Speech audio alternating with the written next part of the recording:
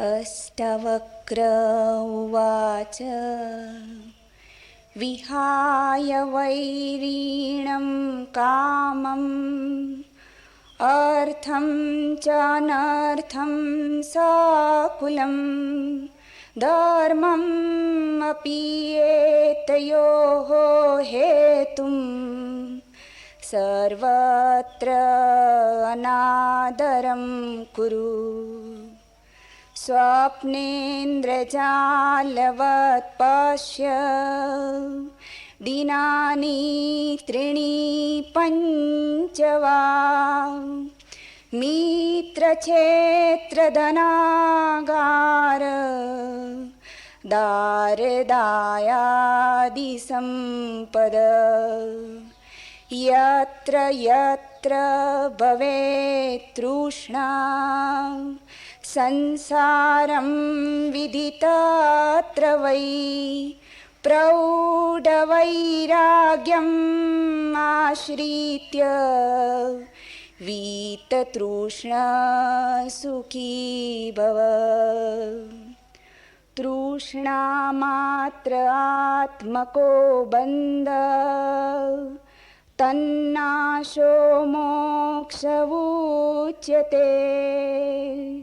भवासंशिक्त मात्रेण प्राप्ति तृष्टि मुहुर्मुहुर्। त्वम् एकचेतन शुद्धो जडं विश्वम् असत् तथा अविद्यापि न किञ्चित् सा का बुभुत्सा तथापि ते। राज्यं सुता कला प्राणी शरीराणि सुखानि च संसक्तस्यापि नष्टानि तव जन्मनि जन्मनि। अलम् अर्थेन कामेन सुकृतेनापि कर्मणा एभ्यः संसारकान्तारे न विश्रान्तम् अभूत्मनः। कृतं न कति जन्मानि कायेन मनसा गिरा दुःखं आयासदं कर्म तत् अद्य उपरम्यताम्।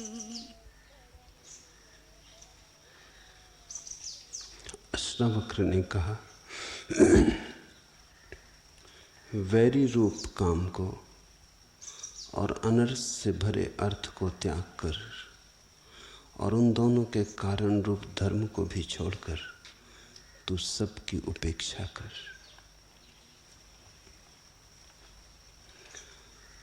साधारणतः अर्थ और काम को छोड़ने को सभी ने कहा है। अष्टावक्र कहते हैं धर्म को भी छोड़कर। इस बात को ठीक से समझ लेना जरूरी है। धर्म की आत्यंतिक क्रांति धर्म को भी छोड़ने पर ही घटित होती है। धर्म का आत्यंतिक लक्ष्य धर्म से भी मुक्त हो जाना है। अधर्म से अर्थ है जो बुरा है, अकर्तव्य है। धर्म से अर्थ है जो शुभ है, कर्तव्य है। अधर्म से अर्थ है पाप, धर्म से अर्थ है पुण्य। पाप से तो छूटना ही है, अष्टावक्र कहते, पुण्य से भी छूट जाना है। क्योंकि मूलतः पाप और पुण्य अलग अलग नहीं, एक ही सिक्के के दो पहलू हैं। और जो व्यक्ति पुण्य से बंधा है वो पाप से भी बंधा रहेगा। पुण्य करने के लिए भी पाप करने होंगे। बिना पाप किए पुण्य नहीं किए जा सकते। तुम्हें दान देना हो तो धन तो इकट्ठा करोगे ना। धन इकट्ठा करने में पाप होगा, दान देने में पुण्य होगा। लेकिन धन इकट्ठा किए बिना कैसे दान करोगे? ऐसा उल्लेख है कि लाओ त्सु का एक शिष्य न्यायाधीश हो गया था। मुकदमा चला, एक आदमी चोरी में पकड़ा गया। गांव के सबसे बड़े नगर सेठ के घर में उसने डांका डाला था, सेंध लगाई थी। पकड़ गया था रंगे हाथों, इसलिए कुछ उलझन भी न थी। लाओ त्सु के शिष्य न्यायाधीश ने 6 महीने की सजा चोर को दी और 12 महीने की सजा नगर सेठ को थी। नगर सेठ तो हंसने लगा। उसने कहा, ऐसा न्याय कभी सुना है? ये क्या पागलपन है? सम्राट के पास बात गई कि तो हद हो गई, मेरी चोरी हो और फिर मुझे दंड दिया जाए। लेकिन उस न्यायाधीश ने सम्राट को कहा, न ये इतना इकट्ठा करता न चोरी होती। चोरी नंबर 2 है, इकट्ठा करना नंबर 1 है।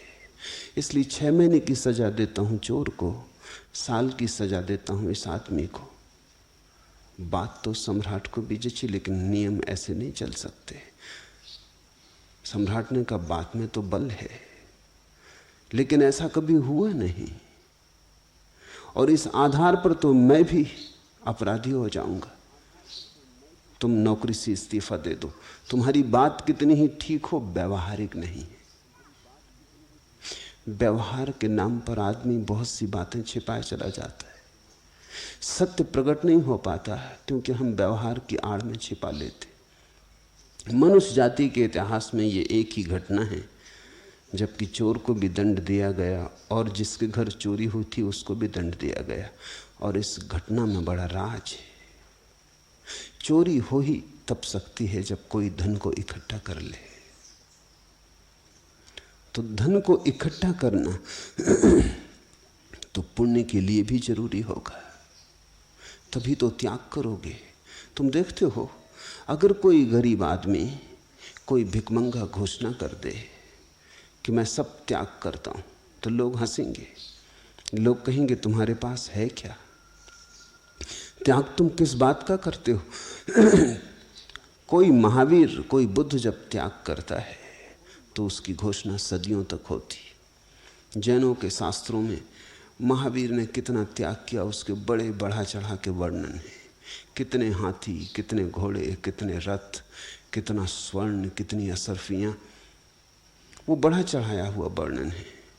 उतना हो नहीं सकता था क्योंकि महावीर एक बहुत छोटे मोटे राजा के लड़के थे। उस राजा की हैसियत राजा जैसी नहीं थी, एक बड़े मालगुजार जैसी थी। एक आज की भाषा में अगर कहें तो एक तहसील से बड़ा वो राज्य न था। तहसीलदार की हैसियत थी। इतना धन महावीर के घर में हो नहीं सकता जितना शास्त्रों में लिखा है। लेकिन क्यों शास्त्रों में बढ़ा चढ़ा के लिखा होगा? क्योंकि शास्त्रकार महावीर को महात्यागी बताना चाहते थे। और त्याग को मापने का एक ही उपाय है, धन। अब ये बड़ी हैरानी की बात है, यहां भोग भी धन से नापा जाता, यहां त्याग भी धन से नापा जाता। यहां अगर तुम किसी को प्रतिष्ठा देते हो तो भी धन के कारण, और अगर तुम कभी त्यागी को भी प्रतिष्ठा देते हो तो वो भी धन के कारण। धन की प्रतिष्ठा सीम दिखाई पड़ती है, अंतिम है। उसके अतिरिक्त हमारे पास कोई मापदंड नहीं है। भिखमंगा छोड़े तो क्या छोड़ा। इसीलिए शायद जैनों के 24 तीर्थंकर ही राजपुत्र हैं। ऐसा तो नहीं है कि इन राजपुत्रों के काल में किसी गरीब ने त्याग ना किया होगा। 24 ही राजपुत्र हैं तीर्थंकर। बुद्ध भी राजा हैं, कृष्ण, राम, हिंदुओं के अवतार भी राजा हैं। तो थोड़ा सोचने जैसा है। धन की प्रतिष्ठा इतनी है कि अगर हम त्याग को भी नापेंगे तो वही तो एक मापदंड है। ये राजा रहे होंगे तब सम्मानित थे, फिर उन्होंने जब राज त्याग दिया तब और भी सम्मानित हो गए। लेकिन क्या ये त्याग का सम्मान हुआ? ये तो धन का ही सम्मान हुआ।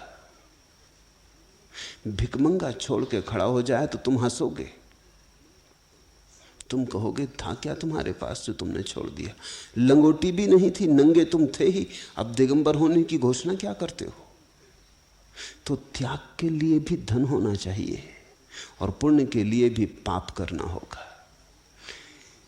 इसलिए जो लोग जीवन की व्यवस्था को समझते हैं वो कहेंगे धर्म भी छोड़ देना होगा, पुण्य भी छोड़ देना होगा। ये दोनों बातें एक साथ छोड़ देनी होंगी। इस सूत्र को समझने की कोशिश करें।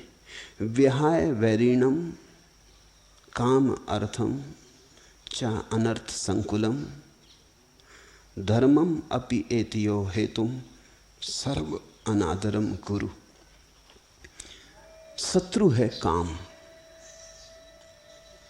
क्यों समस्त शास्त्र सारी दुनिया के काम को शत्रु कहते हैं? क्या कारण होगा कहने का? एक मत से शत्रु कहते, हिंदू हों, जैन हों, बौद्ध हों, ईसाई हों, एक मत से कहते हैं कि काम शत्रु है। क्या कारण होगा काम को शत्रु कहने का? उसे हम समझने की कोशिश करें।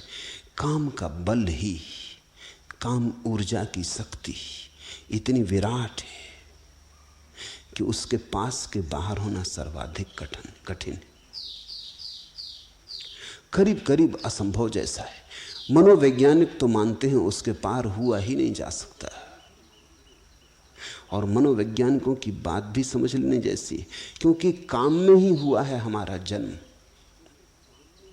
जो पहली स्फुरना तुम्हारे जीवन की थी वो तुम्हारे माँ और पिता की काम वासना ही थी। उसी तरंग से तुम आए हो, उसी तरंग से निर्मित हुए हो। तुम्हारा रोआ रोआ काम से भरा है। तुम्हारा पहला अणु 2 काम अणुओं का जोड़ था, उससे तुम निर्मित हुए। फिर उन्हीं काम अणुओं का फैलाव होता चला गया है। अब तुम्हारे पास करोड़ों सेल हैं शरीर में, लेकिन प्रत्येक सेल काम कोष्ठ है। और तुम ऐसा मत सोचना कि स्त्री तुम्हारे बाहर ही है, क्योंकि जब तुम्हारा जन्म हुआ तो आधा अंग तो मां से मिला, आधा पुरुष से मिला, पिता से मिला। तो तुम्हारे भीतर स्त्री पुरुष दोनों मौजूद हैं। मात्रा का भेद है पर दोनों मौजूद हैं। हिंदुओं की धारणा है अर्धनारीश्वर की। शंकर की तुमने प्रतिमाएं देखी होंगी जिसमें आधे वो पुरुष हैं, आधे स्त्री। वो धारणा बड़ी बहुमूल्य है। तुम भी अर्धनारीश्वर हो, प्रत्येक व्यक्ति अर्धनारीश्वर है, अन्यथा होने का उपाय ही नहीं है। क्योंकि आधी तुम्हारी माँ है, आधी तुम्हारे पिता हैं, दोनों के मिलन से तुम निर्मित हुए हो। पुरुष में पिता की मात्रा ज्यादा है, स्त्री में माँ की मात्रा ज्यादा, पर यह मात्रा का भेद है। इसलिए तो कभी घटना घटती है कि किसी व्यक्ति का काम बदल जाता, लिंग बदल जाता। अभी दक्षिण भारत में एक युवती युवक हो गई, कोई 20-22 साल तक युवती थी, अचानक युवक हो गई। पश्चिम में बहुत घटनाएं घटी हैं, और अब तो शरीर शास्त्री कहते हैं कि ये हमारे हाथ की बात हो जाएगी। लोग अगर अपना लिंग परिवर्तन करना चाहें तो कर सकेंगे।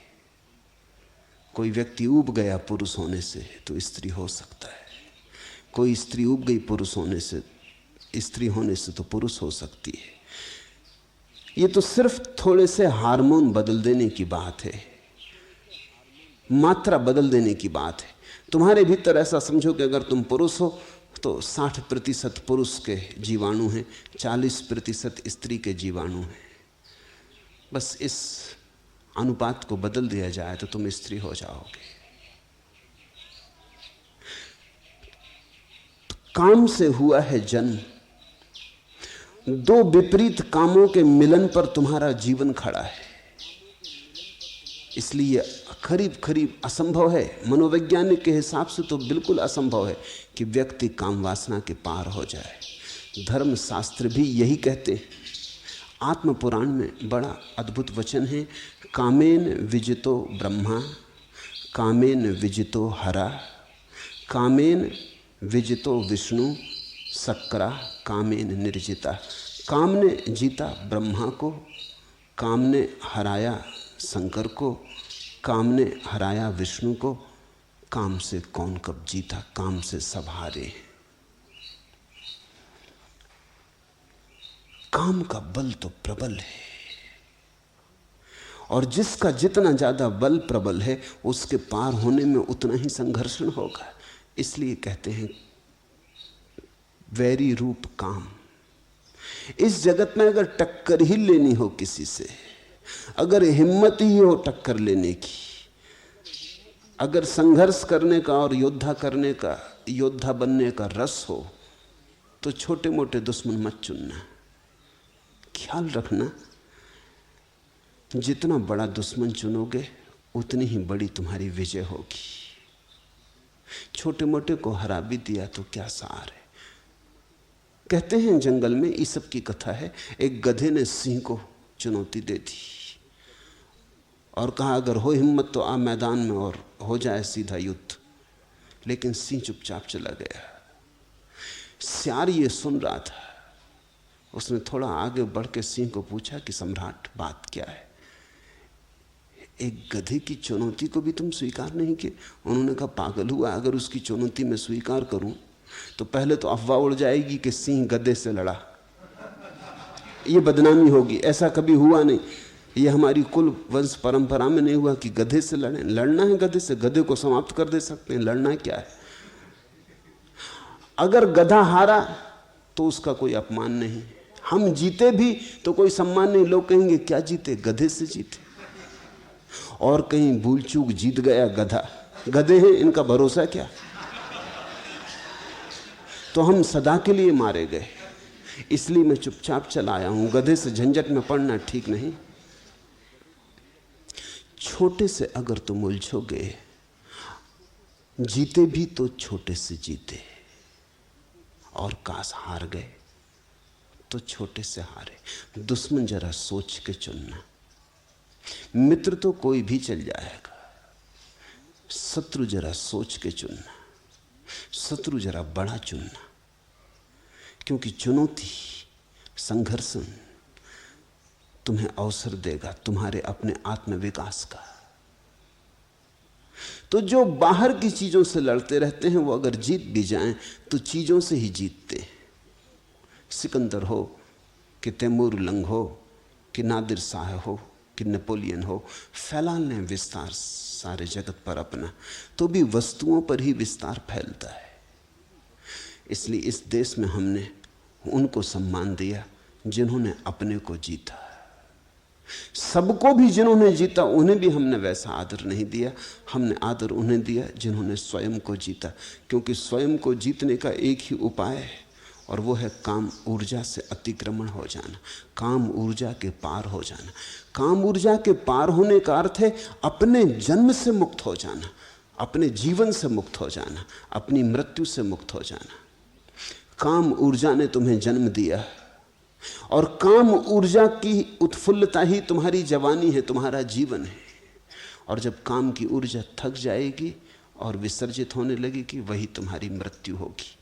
तो तुम्हारे जीवन की सारी कथा प्रथम से लेकर अंत तक काम की कथा है।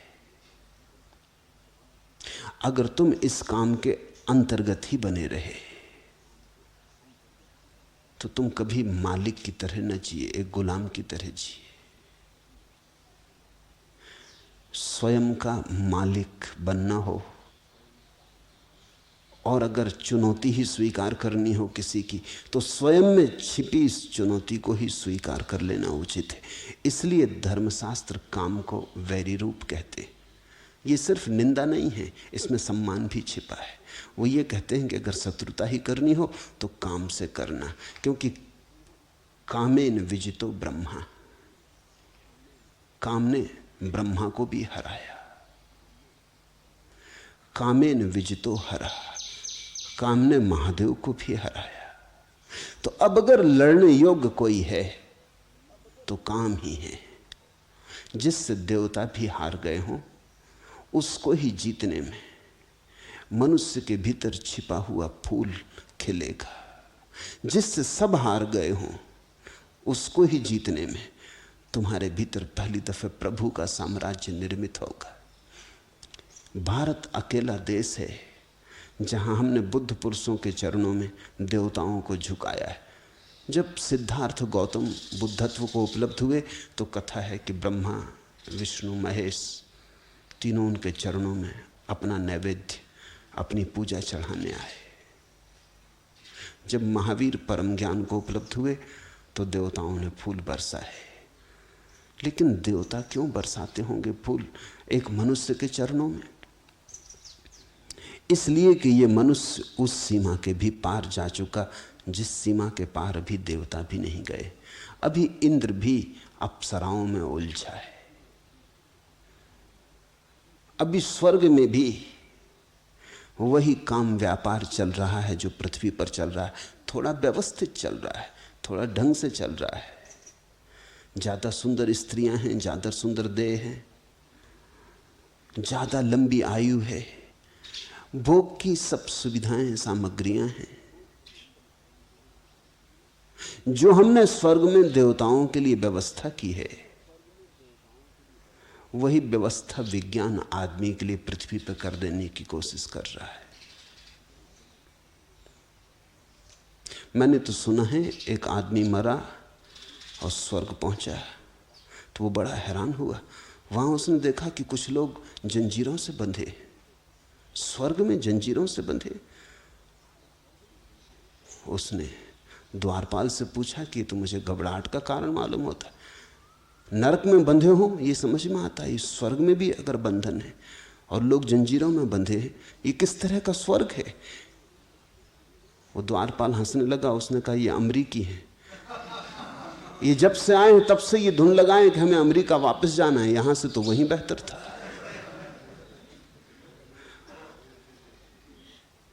विज्ञान कोशिश कर रहा है कि स्वर्ग को जमीन पर घसीट लाए,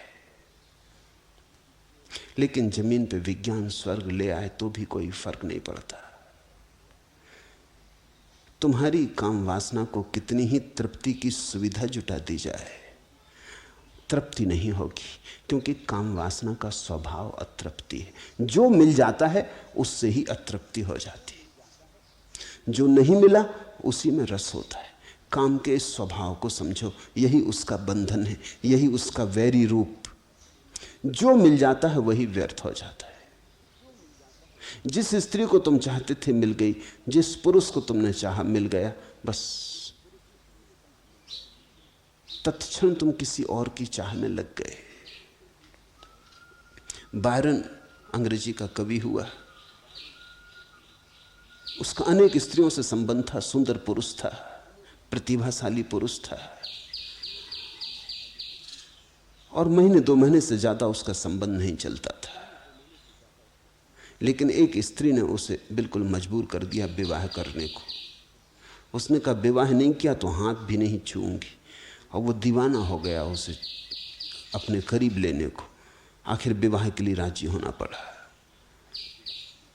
जब वो विवाह हो गया और चर्च से बायरन उतरता था अपनी नई विवाहित पत्नी का हाथ पकड़े हुए, सीढ़ियां पार कर रहा था, ठिठक के खड़ा हो गया।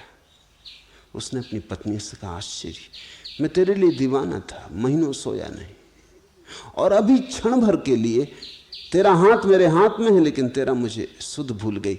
राह से वो जो स्त्री जा रही, मेरा मन उसके पीछे चला गया। अभी विवाह नहीं हुआ और तलाक शुरू हो गया। जो मिल जाता है उसमें हमारा रस खो जाता है। तुम एक मकान बनाना चाहते थे, बहुत दिन से बना लिया, जब तक नहीं बना था तब तक खूब सपने देखे, खूब सोचा, खूब विचारा, वही धुन थी। फिर मकान बन गया। एक दिन अचानक तुम थके मांदे खड़े हो, कुछ भी तो नहीं मिला। अब तुम और दूसरा मकान बनाने की सोचने लगे। काम की लक्षण यही है कि वो तुम्हें कभी तृप्त न होने देगा। तृप्ति का वहां कोई उपाय नहीं। अतृप्ति की जलती हुई आग ही काम का स्वरूप है। वैरी रूप काम को और अनर्थ से भरे अर्थ को त्याग कर हिंदुओं ने 4 पुरुषार्थ कहे: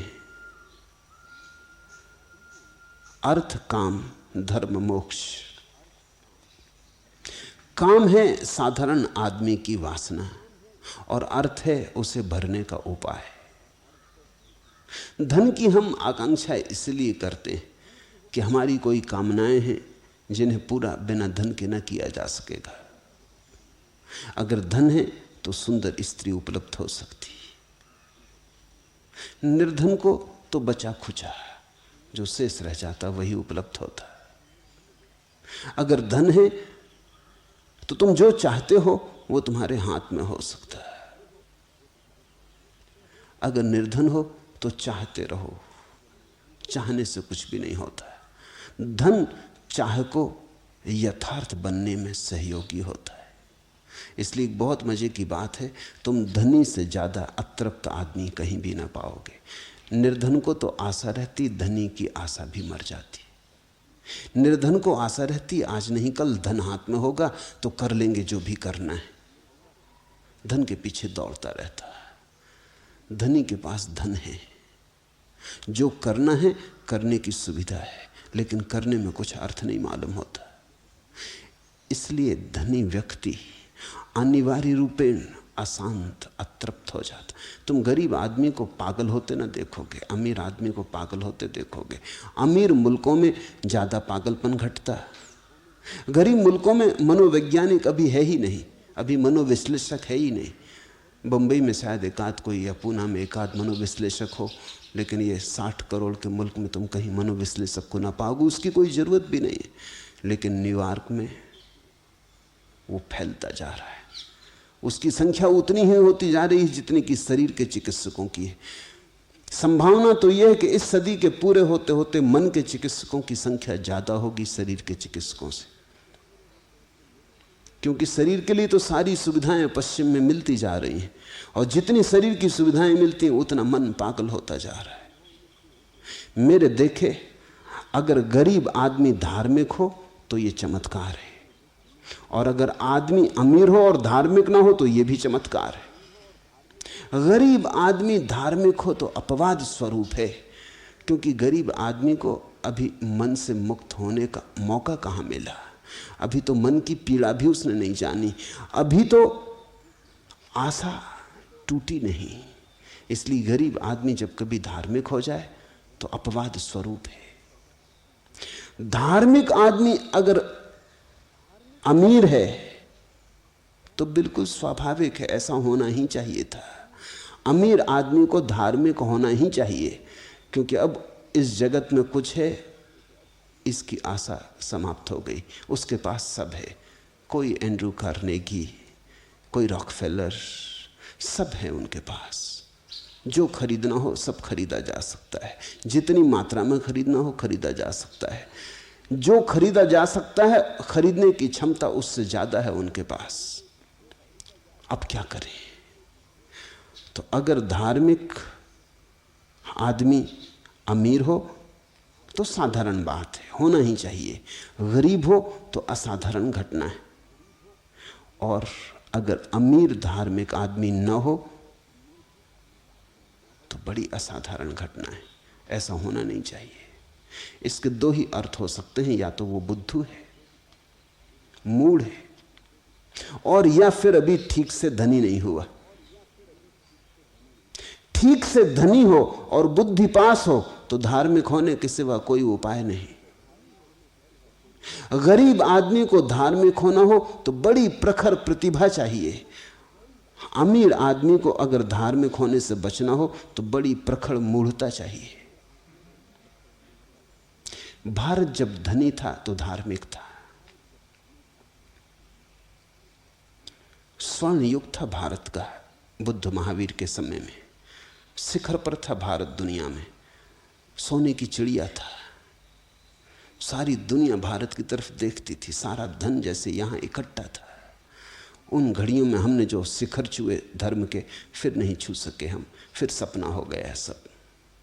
गरीब आदमी धार्मिक दिखाई भला पड़े हो नहीं सकता, क्योंकि गरीब आदमी का अभी भी भरोसा अर्थ में है। अभी तो कामना ही पकड़े हुए है, अभी तो जीवन की छोटी मोटी जरूरतें पूरी नहीं हुई। धर्म तो जीवन की बड़ी आखिरी जरूरत है। कहते हैं भूखे भजन न होई गोपाला। वो जो भूखा आदमी है कैसे भजन करे? उसके भजन में भी भूख की छाया होगी, उसके भजन में भी भूख होगी। वो भजन भी करेगा तो रोटी ही मांगेगा। उसके भजन में परमात्मा की मांग नहीं हो सकती। जब जीवन की छोटी जरूरतें पूरी हो जाती, शरीर मन की दौड़ के लिए सब उपाय हो जाते, तब अचानक पता चलता है कि यहां तो पाने योग्य कुछ भी नहीं है, तो कहीं और है पाने योग्य। उसकी खोज शुरू होती। धर्म की यात्रा तभी शुरू होती जब अर्थ और काम की यात्रा व्यर्थ हो जाती। तो दो यात्राएं हैं इस जगत में, एक है अर्थ काम। अर्थ है साधन, काम है साध्य। फिर दूसरी यात्रा है धर्म मोक्ष। धर्म है साधन, मोक्ष है साध्य। तो साधारणतः ऐसा समझा गया है कि जिस आदमी को मोक्ष पाना हो उसे धर्म कमाना चाहिए। जैसे जिस व्यक्ति को कामना तृप्त करनी हो उसे धन कमाना चाहिए, क्योंकि धन के बिना कैसे तुम कामना तृप्त करोगे। जिसको काम का जगत पकड़े हो उसे अर्थ कमाना चाहिए, और जिस व्यक्ति को ये बात व्यर्थ हो गई, अब उसे मुक्त होना है, परम मुक्ति का स्वाद लेना है, उसे धर्म कमाना चाहिए। ये साधारण धर्म की व्यवस्था है। अष्टावक्र बड़ी क्रांतिकारी बात कह रहे हैं। वो कह रहे हैं जिस व्यक्ति को वस्तुतः मोक्ष पाना हो उसे धर्म से भी मुक्त हो जाना चाहिए। क्यों? क्योंकि मोक्ष को कामना नहीं बनाया जा सकता। मोक्ष का स्वभाव ऐसा है कि तुम उसकी चाह नहीं कर सकते। जिसकी भी तुमने चाह की वो मोक्ष नहीं रह गया। तुम्हारी चाह अगर पीछे खड़ी है तो तुम जो भी चाहोगे वो संसार हो गया। मोक्ष का कोई साधन नहीं है, धर्म भी मोक्ष का साधन नहीं है। ये तो हमारी गणित की दुनिया है। हम कहते हैं यहाँ काम वासना पूरी करनी है तो धन कमाओ, और अगर मोक्ष पाना है तो धर्म कमाओ। लोग धर्म भी कमाते हैं जैसा धन कमाते। लोग पुण्य को भी तिजोरी में भरते चले जाते हैं जैसे सिक्कों को भरते हैं। जैसे खाते बही बनाते हैं और बैंक बैलेंस रखते हैं, वैसा ही पुण्य का भी हिसाब रखते हैं। परमात्मा के सामने खोल कर रख देंगे अपनी किताब कि ये इतने इतने पुण्य किए थे, इनका बदला चाहिए। साधारण आदमी का तर्क यही है कि जीवन में सब कुछ सौदा है, व्यवसाय है। अष्टावक्र कहते हैं मोक्ष कोई सौदा नहीं, कोई व्यवसाय नहीं। तुम्हारे कुछ करने से न मिलेगा, प्रसाद रूप है। तुम्हारी चाह से नहीं मिलेगा, तुम्हारी चाह के कारण ही तुम चूक रहे हो। मोक्ष तो मिला ही हुआ है, तुम्हारी चाह के कारण तुम नहीं देख पा रहे। चाह ने तुम्हें अंधा किया है। तुम चाहत छोड़ो, तुम चाह छोड़ो। तुम बिना चाह के थोड़ी देर तो रह के देखो, अचानक पाओगे मोक्ष की किरणें तुम्हारे भीतर उतरने लगी। तो मोक्ष कोई साध्य नहीं है जिसका साधन हो सके। मोक्ष स्वभाव है, मोक्ष है ही। हम मोक्ष में ही जी रहे हैं। मैंने सुना है एक मछली बचपन से ही सुनती रही थी सागर की, महासागर की बातें। शास्त्रों में भी मछलियों के महासागर की बातें लिखी हैं। बड़े ज्ञानी थे जो मछलियों में, वो भी महासागर की बातें करते थे। वो मछली बड़ी होने लगी, बड़ी चिंता और विचार में पड़ने लगी कि महासागर है कहाँ। अब जब मछली सागर में ही पैदा हुई हो तो सागर का पता नहीं चल सकता। सागर में ही बड़ी हुई तो सागर का पता नहीं चल सकता। वो पूछने लगी कि ये महासागर कहाँ है। लोगों ने कहा हमने सुनी हैं ज्ञानियों से बातें, सुनी हैं वार्ता, देखा तो किसी ने भी नहीं। कुछ धन्यभागी मछलियां, कोई बुद्ध महावीर, कोई कृष्ण राम जान लेते होंगे, बाकी साधारण मछलियां हम तो सिर्फ सुन के मानते हैं कि है महासागर कहीं। वो बड़ी चिंता में रहने लगी, उसका जीवन बड़ा विक्षुब्ध हो गया। वो बड़ी विचारशील मछली थी, वो भूखी प्यासी भी पड़ी रहती और सोचती रहती कि कैसे महासागर पहुंचे, वो अद्वितीय घटना कैसे मिलेगी। महासागर का लोभ उसके मन में समाने लगा, वो सूखने लगी, वो दुर्बल होने लगी। फिर कोई एक अतिथि मछली पड़ोस की नदी से आई थी,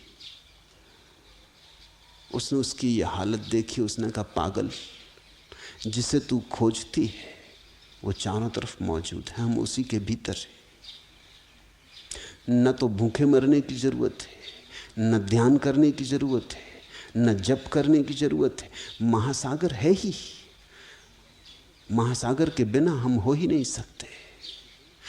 जैसा उस मछली को बोध दिया गया, अष्टावक्र जैसे सद्गुरु हमें भी यही कह रहे हैं कि हम मोक्ष में हैं ही, परमात्मा हमें चारों तरफ से घेरे हुए, उसी में हमारा जन्म है, उसी का जीवन है, उसी में हमारा विसर्जन है। लेकिन इतना निकट है परमात्मा, इसलिए दिखाई नहीं पड़ता। दूर होता तो हम देख लेते, आंखें हमारी दूर को देखने में समर्थ है। जो निकट है वही चूक जाता है, जो बहुत पास है वो भूल जाता है, और परमात्मा से ज्यादा निकट कोई भी नहीं। मछली के लिए तो उपाय भी है कि कोई उसे उठा के रेत के किनारे पे डाल दे तो तड़फ ले और पता चल जाए उसे कि सागर का छूट जाना कैसा है। हमारे लिए तो वो भी उपाय नहीं है, परमात्मा के बाहर हम जा ही नहीं सकते। अष्टावक्र की उद्घोषणा यही है कि तुम धर्म की चिंता में मत पड़ना, परमात्मा को पाने के लिए कुछ भी करना जरूरी नहीं है, वो मिला ही हुआ है। मोक्ष कहीं भविष्य में नहीं है, मोक्ष अभी और यही है। मोक्ष तुम्हारी चाह से शून्य अवस्था का नाम है।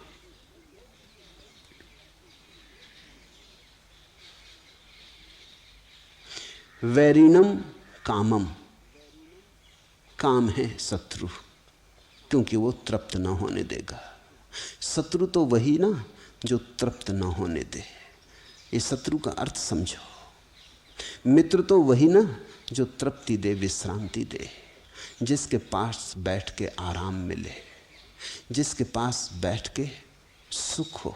मित्र वही जिसके साथ रह के दुखी दुख हो, जिसकी दोस्ती में सिवाय कांटों के कभी कुछ और न मिले, जो फूलों का भरोसा दे लेकिन परिणाम में हमेशा कांटे हाथ आए। शत्रु वैरिणम कामम, अनर्थ संकुलम अर्थम। और अष्टावक्र कहते हैं कि जिसको तुम अर्थ कहते हो वो अनर्थ है, जिसको तुम धन कहते हो अर्थ, अर्थशास्त्र, इकोनॉमिक्स, वो अनर्थ का शास्त्र है। दुनिया में जितना अनर्थ हो रहा है वो धन के कारण होता है।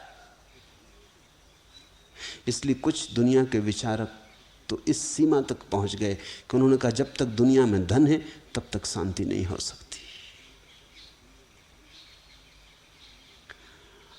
तुमने 99 के चक्कर की कहानी पढ़ी है ना, वो अनर्थ की घटना है। कहानी सीधी साफ है, सरल है, मनुष्य को ठीक से प्रकट करती। एक सम्राट का एक नौकर था, नाई था उसका, वो उसकी मालिश करता, हजामत बनाता। सम्राट बड़ा हैरान होता था कि वो हमेशा प्रसन्न, बड़ा आनंदित, बड़ा मस्त। उसको 1 रुपया रोज मिलता था, बस 1 रुपया रोज में वो खूब खाता पीता, मित्रों को भी खिलाता पिलाता। सस्ते जमाने की बात होगी। रात जब सोता तो उसके पास 1 पैसा ना होता, वो निश्चिंत सोता। सुबह 1 रुपया फिर उसे मिल जाता मालिश करके। बड़ा खुश था, इतना खुश था कि सम्राट को उससे ईर्ष्या होने लगी। सम्राट भी इतना खुश नहीं था। खुशी कहां, उदासी और चिंताओं के बोझ और पहाड़ उसके सिर पर थे। उसने पूछा नाई से कि तेरी प्रसन्नता का राज क्या है? उसने कहा मैं तो कुछ जानता नहीं, मैं कोई बड़ा बुद्धिमान नहीं, लेकिन जैसे आप मुझे प्रसन्न देख के चकित होते हैं, मैं आपको देख के चकित होता हूं कि आपके दुखी होने का कारण क्या है। मेरे पास तो कुछ भी नहीं और मैं सुखी हूं, आपके पास सब है और आप सुखी नहीं। आप मुझे ज्यादा हैरानी में डाल देते हैं। मैं तो प्रसन्न हूं क्योंकि प्रसन्न होना स्वाभाविक है, और होने को है ही क्या। वजीर से पूछा सम्राट ने एक दिन कि इसका राज खोजना पड़ेगा। ये नाई इतना प्रसन्न है कि मेरे मन में ईर्ष्या की आग जलती कि इससे तो बेहतर नाई होते। ये सम्राट होके क्यों फंस गए? न रात नींद आती, न दिन चैन है, रोज चिंताएं बढ़ती ही चली जाती। घटना तो दूर, एक समस्या हल करो 10 खड़ी हो जाती, तो नाई ही हो जाते। वजीर ने कहा आप घबराएं मत, मैं उस नाई को दुरुस्त किए देता हूं। वजीर तो गणित में कुशल था। उसने सम्राट ने कहा क्या करोगे? उसने कहा कुछ नहीं, आप एक 2-4 दिन में देखेंगे। वो एक 99 रुपये एक थैली में रख के रात नाई के घर में फेंक आया। जब सुबह नाई उठा उसने 99 गिने, बस वो चिंतित हो गया। उसने कहा बस 1 रुपया आज मिल जाए तो आज उपवास ही रखेंगे, 100 पूरे कर लेंगे। बस उपद्रव शुरू हो गया। कभी उसने इकट्ठा करने का सोचा न था, इकट्ठा करने की सुविधा भी न थी। 1 रुपया मिलता था वो पर्याप्त था जरूरतों के लिए। कल की उसने कभी चिंतना ही न की थी, कल उसके मन में कभी छाया ही न डाला था। वो आज में ही जिया था। आज पहली दफा कल उठा। 99 पास में थे, 100 करने में देर ही क्या थी। सिर्फ एक दिन तकलीफ उठानी थी कि 100 हो जाएंगे। उसने दूसरे दिन उपवास कर दिया। लेकिन जब दूसरे दिन वो आया सम्राट के पैर दामने, तो वो मस्ती न थी, उदास था, चिंता में पड़ा था। कोई गणित चल रहा था। सम्राट ने पूछा आज बड़े चिंतित मालूम होते हो, मामला क्या है? उन्होंने कहा नहीं हुजूर कुछ भी नहीं, कुछ नहीं, सब ठीक है। मगर आज बात में वो सुगंध ना थी जो सदा होती थी। सब ठीक है, ऐसे ही कह रहा था जैसा सभी कहते हैं सब ठीक है। जब पहले कहता था तो सब ठीक था ही, आज औपचारिक कह रहा था। सम्राट ने कहा नहीं मैं ना मानूंगा, तुम उदास दिखते हो, तुम्हारी आंख में रौनक नहीं, तुम रात सोए ठीक से? उसने कहा आप पूछते तो आपसे झूठ कैसे बोलूं, रात नहीं सो पाया।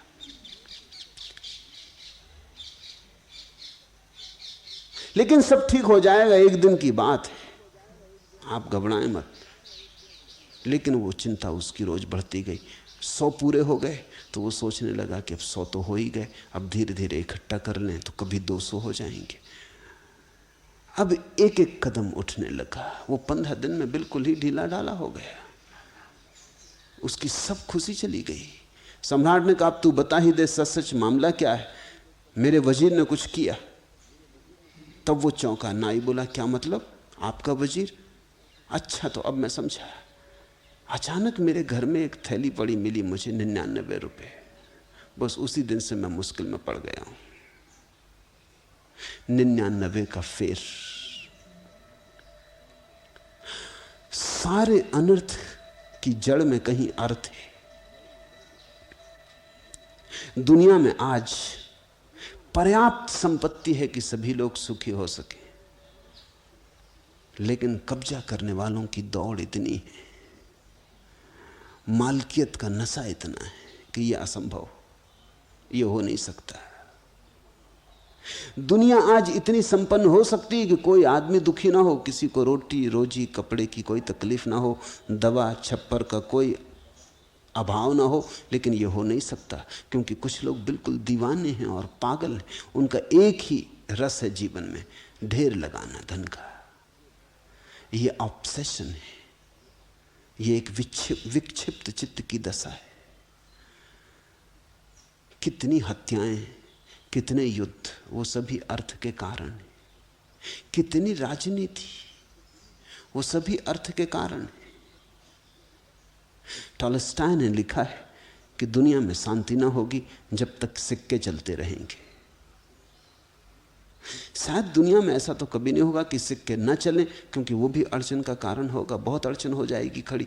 आज तो हम सोच ही नहीं सकते कि आदमी बिना सिक्के के रह सकता है। इसलिए टॉलस्टॉय जैसे अराजकवादियों की बात कभी सुनी जाएगी ये तो ठीक नहीं है, और मैं मानता भी नहीं कि सुनी जानी चाहिए। लेकिन सिक्कों के पागलपन से आदमी का छुटकारा हो सकता है।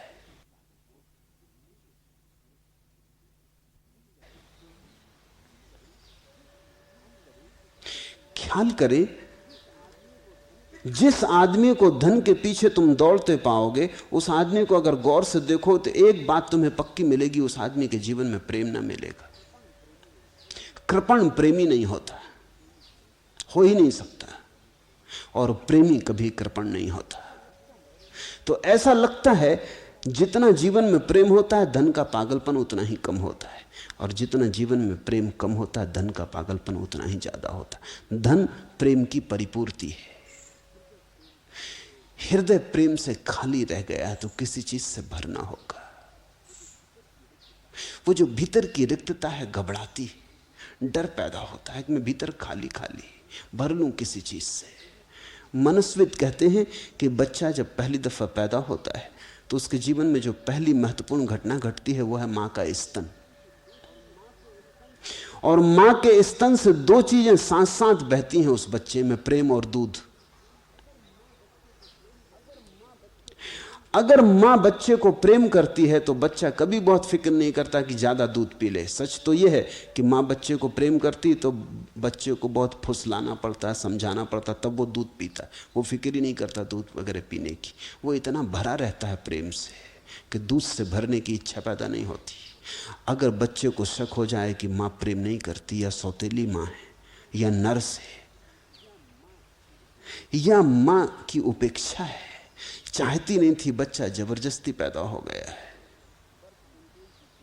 बर्थ कंट्रोल की टिकिया शायद काम नहीं कर सकी इसलिए पैदा हो गया है, एक तिरस्कार है, तो बच्चा जल्दी ही समझ जाता है। फिर वो बहुत दूध पीने लगता है, क्योंकि घड़ी भर बाद दूध मिलेगा या नहीं इसका भरोसा नहीं, कल की चिंता पकड़ लेती।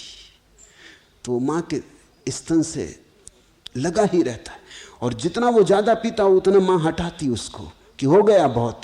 जितना मां कहती हो गया बहुत, हटो, उतना ही उसको घबराहट पैदा होती भविष्य की, इकट्ठा कर लूं, दूध को इकट्ठा कर लूं, जितना हो सके इकट्ठा कर लूं। तुमने देखा गरीब बच्चों के पेट बड़े मिलेंगे, अमीर घर के बच्चों के पेट बड़े नहीं मिलेंगे। गरीब बच्चों के शरीर तो दुबले हो जाएंगे, पेट खूब बड़ा हो जाएगा। ये सबूत है कि बच्चा डरा है, कल रोटी मिलेगी या नहीं इसका कुछ पक्का नहीं है। फिर यही भय पूरे जीवन पे फैल जाता है। धन यानी रोटी, धन यानी दूध, धन यानी कल का भरोसा, धन यानी कल की सुरक्षा।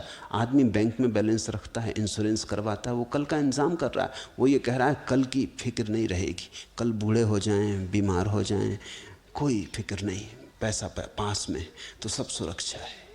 वो कहता है प्रेम ना भी हो तो चलेगा, पैसा तो होना ही चाहिए।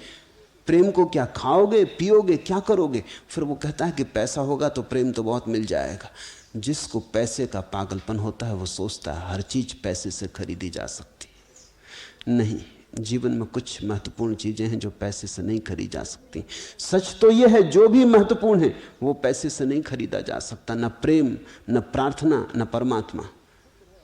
जीवन में जो क्षुद्र है और व्यर्थ है वही पैसे से खरीदा जा सकता है। पैसा स्वयं क्षुद्र है, क्षुद्र से क्षुद्र ही मिल सकता है। तो आदमी इकट्ठा करता जाता है। वो कहता है प्रेम कल कर लेंगे, आज तो पैसा इकट्ठा कर लूं, कल निश्चिंत हो जाएंगे, फिर प्रेम कर लेंगे, फिर गीत गा लेंगे, फिर वीणा बजा लेंगे, फिर विश्राम करेंगे। आज तो कमा लूं, कल को हम कहते हैं छोड़ो, आज कमा के कल का इंतजाम कर लें। कल भी आज की तरह आएगा, फिर भी तुम यही करते रहोगे कि कल के लिए कमा लें, कल के लिए कमा लें। एक दिन मौत आ जाती है और कल कभी नहीं आता। धन का ढेर लग जाता है और तुम नंगे भिखारी हो जाते हो। धन का ढेर बाहर लग जाता है, भीतर निर्धनता गहरी हो जाती, भीतर घाव ही घाव हो जाते। धीरे धीरे तुम प्रेम करना भूल ही जाते हो। धन, अर्थ, अनर्थ है, इसे पहचानना। मैं तुमसे ये नहीं कह रहा हूं कि धन को छोड़ के भाग जाओ, मैं तुमसे सिर्फ इतना कह रहा हूं कि जाग जाओ। धन का उपयोग है, मैं कोई अराजकवादी नहीं हूं और न धन विरोधी हूं। धन का उपयोग है, धन की वाह उपयोगिता है, लेकिन धन से अपने को भरने की चेष्टा मत करना, वो नहीं हो सकता, वो असंभव है। असंभव को करोगे तो जीवन नष्ट हो जाएगा, अनर्थ हो जाएगा।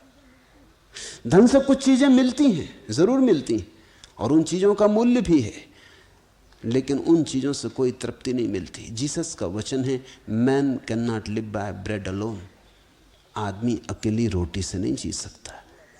दूसरा वचन भी जोड़ा जा सकता है कि आदमी बिना रोटी के भी नहीं जी सकता, वो भी सच है। रोटी चाहिए, लेकिन रोटी पर्याप्त नहीं है, रोटी से कुछ ज्यादा चाहिए।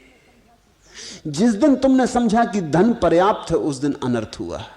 जब तक तुमने समझा कि धन की उपयोगिता है एक सीमा तक, और तुम सीमा के भीतर सजग रहे, फिर कोई हर्ज नहीं है।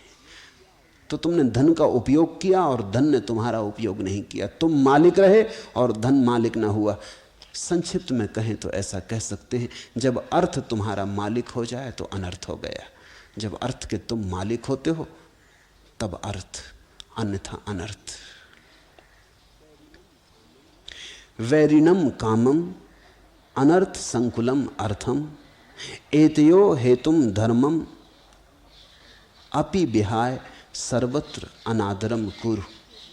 और इन सब के भीतर, ये सूत्र बड़ा क्रांतिकारी, और इन सब के भीतर सबका मूल रूप कारण, सारे अनर्थ, काम और धन की दौड़ के पीछे जो मूल कारण है वो धर्म है।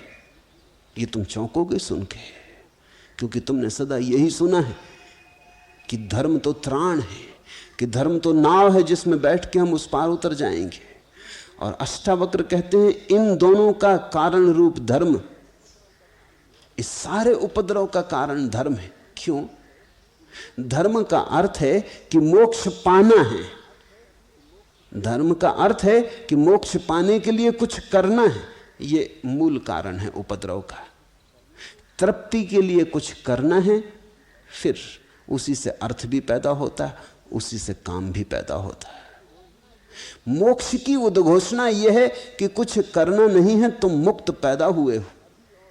इस क्षण, अभी और यहीं मोक्ष तुम्हारा स्वभाव है, तुम्हारी उद्घोषणा की भर बात है। तुम जब चाहो घोषणा कर दो और उसी क्षण से आनंद की वर्षा हो जाएगी। समझने की कोशिश करो।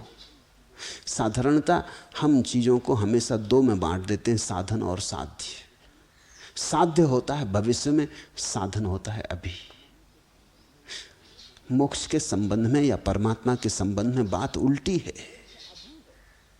मोक्ष अभी है, यही है, किसी साधन की कोई जरूरत नहीं है।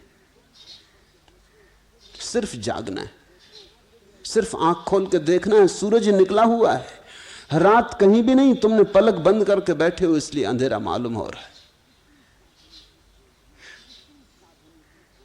किसी साधन की कोई भी जरूरत नहीं है, क्योंकि साधन का तो मतलब यह होगा कि आज तैयारी करेंगे तब कल मिलेगा। ये तो फिर वही दौड़ शुरू हो गई।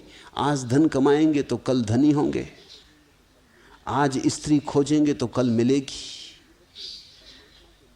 ये तो फिर परमात्मा के नाम पर भी वही दौड़ शुरू हो गई।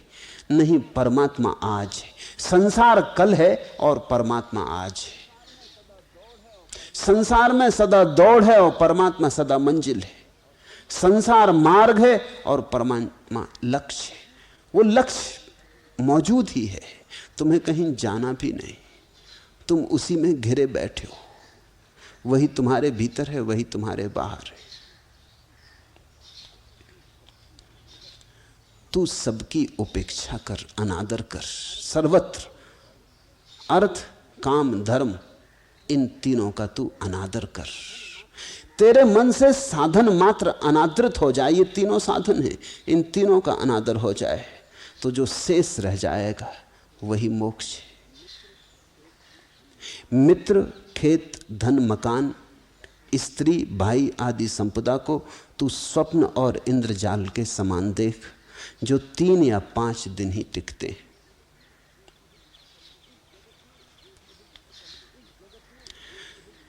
इस जगत में जो भी हम पकड़ लेते हैं और जिसको भी हम सोचते हैं कि इससे हमें सुख मिलेगा, अष्टावक्र कहते हैं वो दृष्ट नष्ट है, देखते देखते ही नष्ट हो जाता है। स्वप्न जैसा है, जब होता है तो सच लगता है, जब खो जाता है तब बड़ी हैरानी होती। तुमने देखा स्वप्न का ये स्वभाव देखा? रोज रात देखते हो, रोज सुबह जाग के पाते हो झूठा था, और फिर जब रात सोते हो दूसरे दिन तो फिर उस झूठ में पड़ जाते हो, फिर रात वही सपना, फिर ठीक मालूम होने लगता है। सपने में तुम्हें कभी संदेह उठता ही नहीं। सपने में मैंने नास्तिक देखा ही नहीं, सपने में सभी आस्तिक। सपने में संदेह उठता ही नहीं, भ्रम उठता ही नहीं, शक उठता ही नहीं। सपने में तो बिल्कुल श्रद्धा रहती। बड़े आश्चर्यजनक लोग हैं। अगर तुम सपने में देख रहे हो कि अचानक एक घोड़ा चला आ रहा है, पास आके अचानक तुम्हारी पत्नी बन गया या पति बन गया, तो भी तुम्हारा मन ये नहीं कहता कि ये कैसे हो सकता है, तुम स्वीकार करते हो। जरा भी रंच मात्र भी संदेह नहीं उठता। कुछ भी घटना घट सकती है। तुम सपने में आकाश में उड़ते हो, तुम शक भी नहीं करते कि मैं आकाश में कैसे उड़ सकता हूं, ये कैसे संभव है। तुम विराट हो जाते हो सपने में, सारा आकाश भर देते हो, कि बड़े छोटे हो जाते हो, कि चींटी से भी छोटे हो जाते हो, कि दिखाई भी नहीं पड़ते, तो भी तुम्हें शक नहीं होता। सुबह जाग के तुम हंसते हो कि क्या क्या पागलपन देखा। सपने में सपना सच हो जाता है। मित्र खेत धन मकान स्त्री भाई आदि संपदा को तू स्वप्न और इंद्रजाल के समान देख, जो 3 या 5 दिन ही टिकते हैं। भारत में सत्य की एक परिभाषा है, और वो परिभाषा है जो तीनों काल में टिके, त्रिकाल अबाधित, कभी भी जिसका खंडन ना हो, जो पहले भी था अभी भी है और फिर भी होगा, जो शाश्वत है वही सत्य है, जो कल नहीं था आज है और कल फिर नहीं हो जाएगा, उसे भारत असत्य कहता है। भारत की इस परिभाषा को ठीक ख्याल में लेना। यहां सत्य की परिभाषा ही यही है कि जो अबाधित रूप से रहे, जैसा था वैसा ही रहे। क्यों? जो कल नहीं था आज है और कल फिर नहीं हो जाएगा। इसका तो अर्थ हुआ कि दो नहीं के बीच में होना घट सकता है। एक दिन था तुम नहीं थे, जन्म नहीं हुआ था, एक दिन आएगा कि तुम मर जाओगे, मौत हो जाएगी। दो नहीं, और उन दोनों के बीच में जिसको तुम जीवन कहते हो, ये तो स्वप्न बत है। चाहे 70 साल देखो, चाहे 700 साल देखो, इससे कोई फर्क नहीं पड़ता। लंबाई से कुछ भेद नहीं पड़ता। जो सदा है,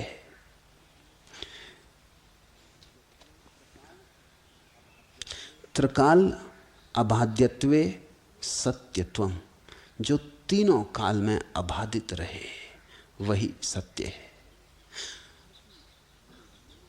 भारतीय मनोविज्ञान मनुष्य की चेतना की 4 अवस्थाएं कहता है। 3 तो अवस्थाएं हैं, चौथा स्वभाव है। जागृत, स्वप्न, सुसुप्ति, 3 तो अवस्थाएं हैं, और साक्षी, तुरीय, चतुर्थ स्वभाव है। जागते में तुम एक दुनिया देखते हो, जब तुम सो जाते हो और सपने में पड़ते हो तो जागने की दुनिया झूठ हो जाती। तुम ठीक अपनी पत्नी के पास सो रहे हो बिस्तर पर, लेकिन पत्नी झूठ हो गई जब तुम सो गए। तुम्हें सोने में पत्नी की कभी याद नहीं आती, तुम ये सोचते नहीं इस भाषा में कि वो मेरी पत्नी। जब तुम सो गए तो बच्चे, तुम्हारा मकान, तुम गरीब हो कि अमीर, प्रतिष्ठित हो कि अप्रतिष्ठित, साधु हो कि संत कि असाधु कि असंत, सब खो गया। जागना एक सपना था, जब दूसरा सपना शुरू हुआ जागने का सपना खो गया। फिर सुबह जब सपना टूटता फिर दूसरा सपना शुरू हुआ। सपने में जो देखा था वो अब खो गया। जब रात में गहरी नींद लगती है और सपना भी खो जाता है, तब जागृत में जो जाना वो भी समाप्त हो गया, सपने में जो जाना वो भी समाप्त हो गया, सुसुप्ति में दोनों ही खंडित हो गए। और जो लोग चौथी अवस्था को उपलब्ध होते हैं, चौथी जो कि तुम्हारा निज स्वरूप है, कहो बुद्धत्व, साक्षी भाव, जिनत्व, जो भी नाम देना हो, जो उस चौथी शुद्ध अवस्था को उपलब्ध होते हैं जहां परम जागरण रह जाता है, उनको पता चलता है कि वो तीनों अवस्थाएं खंडित हो गई। स्वप्न, सुसुप्ति, जागृति सब खंडित हो गए। कुछ और ही अनुभव में आता है, ब्रह्म ही ब्रह्म अनुभव में आता है। कहीं कोई संसार नहीं दिखाई पड़ता, कहीं कोई दूजा नहीं दिखाई पड़ता, अपना ही फैलाव मालूम होता है। न कोई मैं बचता, न कोई तू बचती। तो भारत कहता है साक्षी भाव में जो जाना जाता है वही केवल सत्य है, उसका फिर कभी खंडन नहीं होता। ये जगत जिसको हम सत्य मान बैठे हैं, भारतीय मनीषा कहती है इस जगत की परिभाषा गच्छतीति जगत, जो जा रहा है जगत, जो गया गया है जगत, जो जा ही चुका है, जो जाने के किनारे खड़ा है जगत। जगत का अर्थ है जो अथिर है, जो थिर नहीं, जो नदी की धार की तरह बहा जा रहा है, जहां सब परिवर्तन ही परिवर्तन है और कुछ भी शाश्वत नहीं। जहां परिवर्तन है वहां असत्य है, और जहां अपरिवर्तित के दर्शन होते हैं, शाश्वत की प्रतीति होती है, वही सत्य। गच्छतीति जगत, जो भागा जा रहा। जैसे आकाश में धुएं के बादल बनते हैं और मिटते हैं और रूप खड़े होते हैं और बिखरते हैं, क्षण भर भी कुछ ठहरा हुआ नहीं, वैसा जगत। कोई गिर रहा, कोई उठ रहा, कोई जीत रहा, कोई हार रहा। जो हार रहा है वो कल जीत सकता है, जो अभी जीत रहा है वो कल हार सकता है। यहाँ कुछ भी पक्का नहीं है, यहाँ सब चीजें बदली जा रही, समुद्र की लहरें। इसमें जिसने सत्य को खोजना चाहा वो खाली हाथों मरता है। इस सारी बदलाहट के बीच क्या तुम्हें कभी भी थोड़ा स्मरण आता है कि कोई ऐसी चीज है जो बिना बदली है? उस बिना बदले को ही हम आत्मा कहते। दिन में तुम जागते हो, संसार एक बात, ये जो भीतर तुम्हारे बैठा देखता है संसार को, ये दूसरी बात। रात तुम सपने में सो जाते हो, सपना देखते हो, तब भी दो चीजें रहती हैं, सपना और तुम। फिर तुम गहरी नींद में पड़ जाते हो, तब भी दो चीजें रहती हैं, तुम और गहरी नींद। गहरी नींद कभी सपना बन जाती है, सपना कभी गहरी नींद बन जाता है। सपने से कभी जाग आते हो, दुनिया आ जाती है, फिर दुनिया खो जाती है, लेकिन एक चीज शाश्वत बनी रहती है, तुम्हारा साक्षी भाव, तुम्हारा दृष्टा भाव, तुम्हारी अंतर्दृष्टि। तुमने देखा गहरी नींद से भी उठ के आदमी कहता है रात बड़ी गहरी नींद आई, बड़ी आनंदपूर्ण नींद आई। पूछो उससे अगर नींद पूरी लग गई थी तो ये पता किसको चला, ये किसने जाना, ये कौन खबर दे रहा है? जरूर तुम्हारे भीतर कोई था जो देखता रहा कि गहरी नींद लगी है, बड़ी आनंदपूर्ण नींद लगी है। किसी ने इसका प्रत्यक्ष किया है, वही तुम हो। और सब तो बदलता है, सिर्फ साक्षी नहीं बदलता। तुम छोटे बच्चे थे, फिर तुम जवान हो गए, फिर तुम बूढ़े हो गए, कभी स्वस्थ थे, अब दीन जर्जर हो गए, खंडर हो गए, लेकिन एक तुम्हारे भीतर अखंड अबाध वैसा का वैसा बना है, वो दृष्टा, साक्षी। एक दिन उसने देखा बच्चे जैसी देह, एक दिन उसने देखा जवान हो गए, एक दिन उसने देखा बूढ़े होने लगे, एक दिन उसने देखा जीर्ण जर्जर हो गए। अगर तुम ख्याल कर पाओ कि तुम्हारे भीतर ये साक्षी का जो अनसयूत धागा है, इस पर हजारों घटनाएं घटी हैं, मगर ये वैसा का वैसा बना रहा है। सब इसके सामने आया और गया है, सब खेल इसके सामने चला है, ये सबसे पार, दूर, अछूता, निष्कलुष मौजूद रहा है। ये मौजूदगी ही एकमात्र सत्य है। जहां जहां तृष्णा हो वहां वहां ही संसार जान। प्रौढ़ वैराग्य को आश्रय करके वीत तृष्णा हो। यत्र यत्र भवे तृष्णा संसार विद्धि तत्र वै प्रौढ़ वैराग्य माश्रित्य वीत तृष्णा सुखी भव। प्रौढ़ वैराग्य, कच्चा वैराग्य खतरनाक है, पक्का वैराग्य। क्या फर्क है कच्चे और पक्के वैराग्य में? एक तो वैराग्य है जो तुम किसी की बातें सुन के ले लो। किसी साधु सत्संग में वैराग्य की चर्चा चलती हो, वैराग्य के अनूठे अनुभवों की बात होती हो, तुम्हारा लोभ जग जाए। वैराग्य के आनंद की प्रशस्ति गाई जा रही हो, कोई समाधि के सुख का वर्णन कर रहा हो और तुम्हारे भीतर वासना जग जाए कि ऐसा आनंद हमें भी मिले, ऐसा सुख हम भी पाएं, ऐसी परम रसपूर्ण अवस्था हमारी भी हो, और इस कारण तुम वैराग्य ले लो। तो कच्चा वैराग्य ये टिकेगा नहीं, ये तुम्हें बड़े खतरे में डालेगा।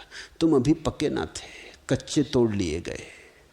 कच्चा फल टूट जाए तो वृक्ष को भी पीड़ा होती, फल को भी पीड़ा होती। और कच्चा फल कच्चा है, इसलिए कुछ अनुभव घटेगा नहीं। जो पक्के फल को घटा है वो कच्चे को घट नहीं सकता, क्योंकि वो पकने में ही घटता है। जब पका फल वृक्ष से गिरता है तो कभी किसी को पता भी नहीं चलता कब गिर गया। चुपचाप, न वृक्ष पे घाव छूटता, न पके फल को कोई पीड़ा होती, चुपचाप सरक जाता है। हवा का झोंका भी ना आया हो और चुपचाप सरक जाता है। पका वैराग्य, प्रौढ़ वैराग्य, ये शब्द बहुत बहुमूल्य है। प्रौढ़ वैराग्य का अर्थ है जीवन की असारता को अनुभव करके जो वैराग्य जन्मे। वैराग्य का गीत सुन के, विराग की प्रसक्ति सुन के जो लोभ के कारण वैराग्य आ जाए तो वो कच्चा सन्यास है। उससे बचना उसका कोई भी मूल्य नहीं, वो बड़े खतरे में डाल देगा। वो तुम्हें संसार का अनुभव भी ना करने देगा और समाधि तक भी ना जाने देगा। तुम बीच में अटक जाओगे त्रिशंकु की भांति। प्रौढ़ वैराग्य, संसार का ठीक ठीक अनुभव करके, अपने ही अनुभव से जान के। बुद्ध तो कहते हैं संसार दुख है, और अष्टावक्र कहते हैं कि काम शत्रु है, और महावीर कहते हैं अर्थ में सिर्फ अनर्थ है। मगर ये वे कहते हैं, ये तुमने नहीं जाना, इनकी सुन के एकदम चल मत पड़ना, अनुयायी मत बन जाना, नहीं तो खतरा होगा। तुम्हारे पास अपनी आंखें नहीं है, तुम कहीं ना कहीं खाई खड्डे में गिरोगे। इनकी बात समझना और जीवन की कसौटी पे कसना। अनुयायी मत बनना, अनुभव से सीखना। ये कहते हैं तो ठीक ही कहते होंगे, इस पे विश्वास कर लेने की कोई जरूरत नहीं है। ये कहते हैं तो ठीक ही कहते होंगे, इस पर अविश्वास करने की भी कोई जरूरत नहीं है, लेकिन इस पर प्रयोग करने की जरूरत है। ये जो कहते हैं उसे जीवन में उतारना, देखना, देखना अपनी वासना को। अगर तुम्हारा भी यही निष्कर्ष हो, तुम्हारा अवलोकन भी यही कहे कि बुद्ध ठीक कहते हैं, अष्टावक्र ठीक कहते हैं, लेकिन निर्णायक तुम्हारा अनुभव हो, बुद्ध का कहना नहीं, बुद्ध गवाह हो, मौलिक निष्पत्ति तुम्हारी अपनी हो, फिर तुम्हारे जीवन में जो वैराग्य होगा वो प्रौढ़ वैराग्य है। जहां जहां तृष्णा हो वहां वहां संसार जान। अगर मोक्ष की भी तृष्णा हो तो वह भी संसार है। इसलिए धर्म को भी कहा त्याग कर देना। प्रौढ़ वैराग्य को आश्रय करके वीत तृष्ण हो। प्रौढ़ वैराग्य माश्रितम वीत तृष्णा सुखी भव। अभी हो जा सुख को उपलब्ध, लेकिन पहले वैराग्य को प्रौढ़ हो जाने दे। यत्र यत्र तृष्णा भवेत तत्र संसारम विद्धि वै। जहां जहां है वासना वहां वहां संसार। समझना, वासना संसार है, इसलिए संसार को छोड़ने से कुछ भी ना होगा, वासना छोड़ने से सब कुछ होगा। संसार तो वासना के कारण निर्मित होता है।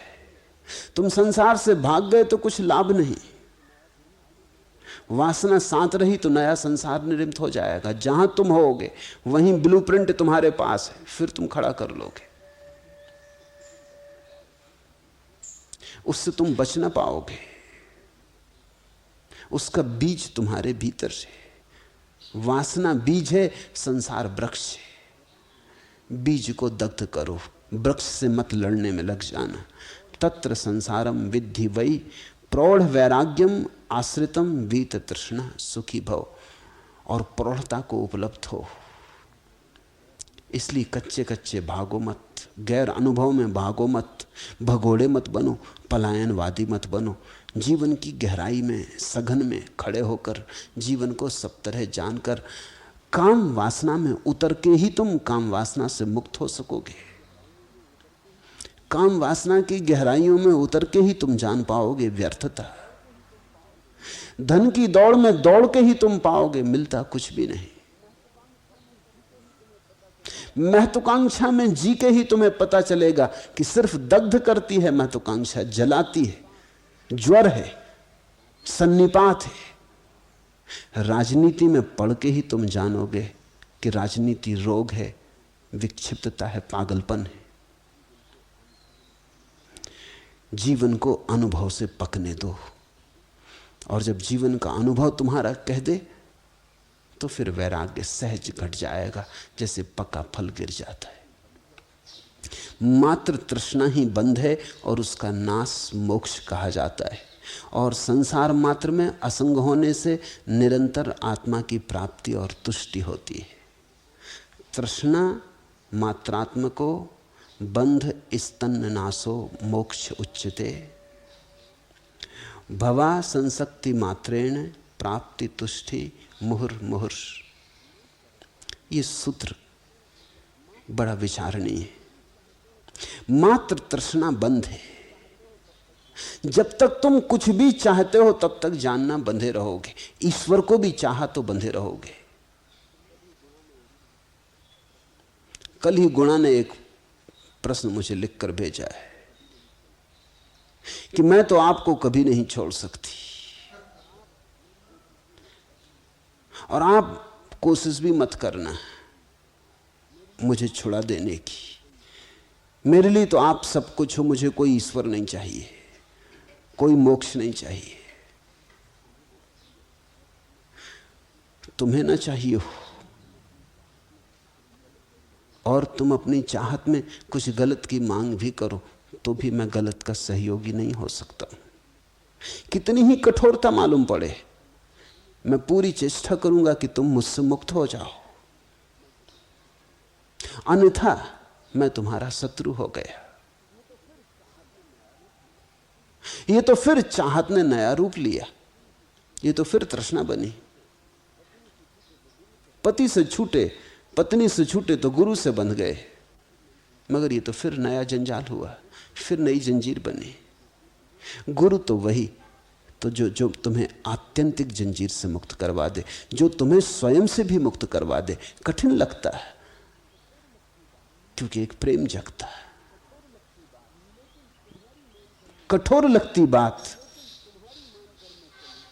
लेकिन तुम्हारी मानकर मैं चलूं तो तुम कभी भी कहीं ना पहुंच पाओगे। फिर तो मैं तुम्हारा अनुयायी हुआ। तुम्हें कठोर भी लगे तो भी मैं वही किए चला जाऊंगा जो मुझे करना है।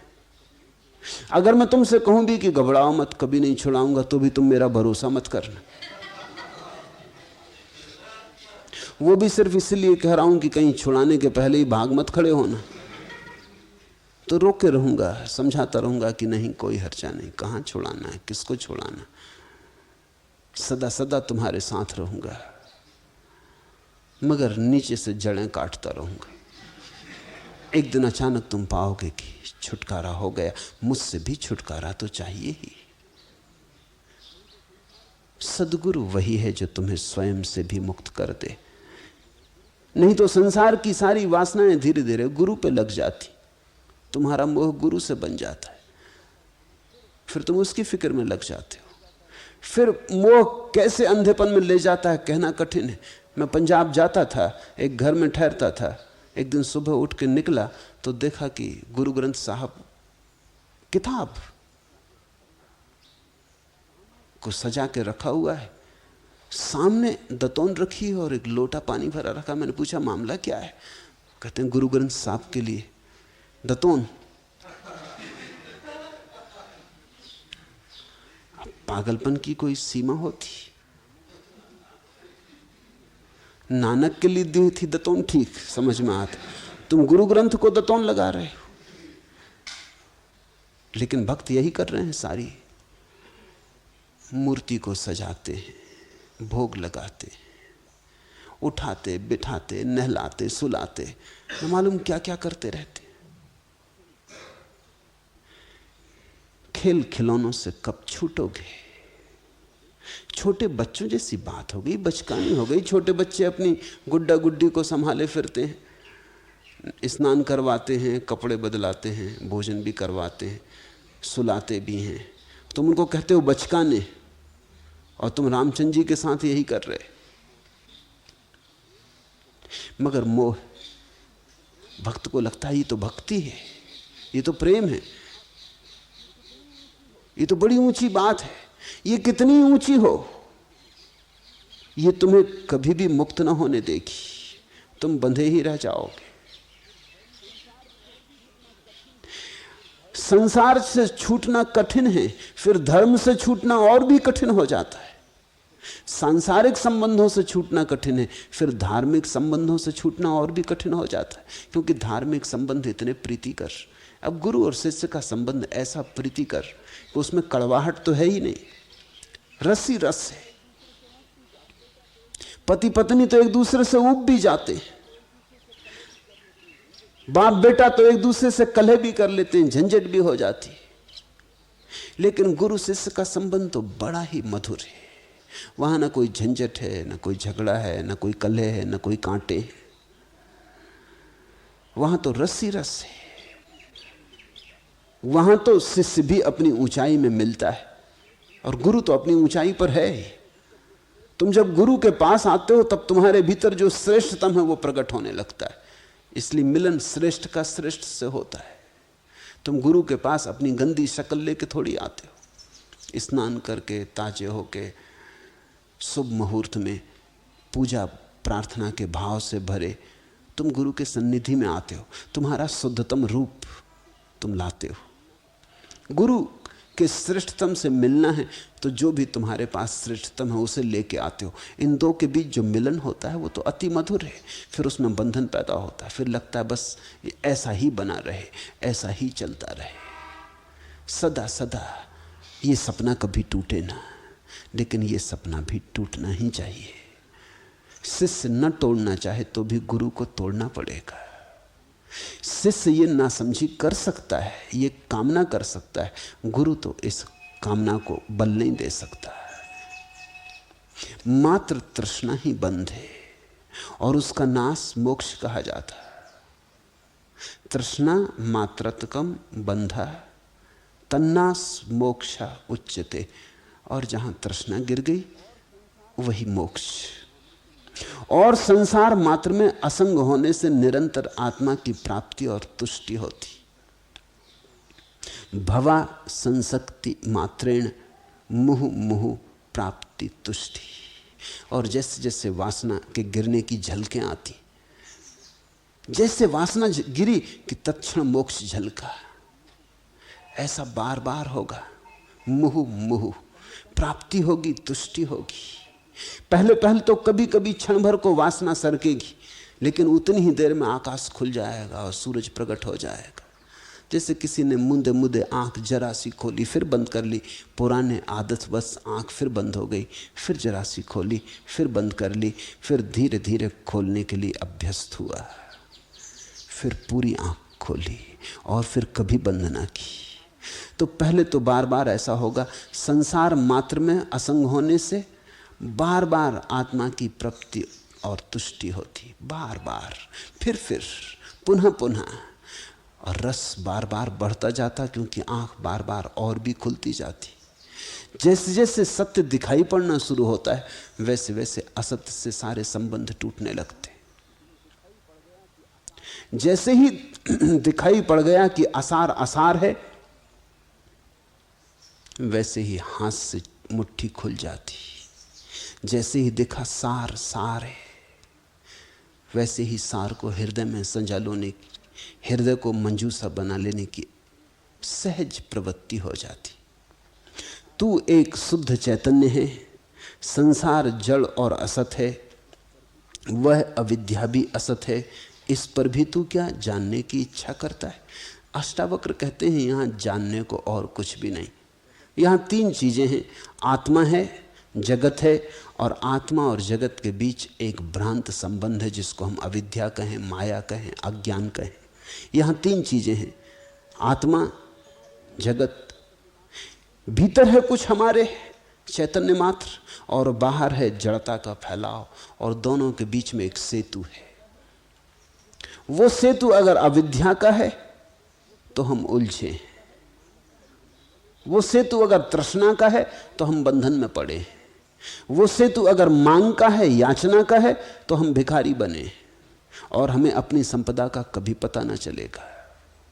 अगर दिखाई पड़ गया कि वो अविद्या और माया और सपना और मूर्छा व्यर्थ है और हम जागने लगे, तो बीच से सेतु टूट जाता है, वहाँ जड़ संसार रह जाता है, यहाँ चैतन्य आत्मा रह जाती है। जानने को फिर कुछ और नहीं है।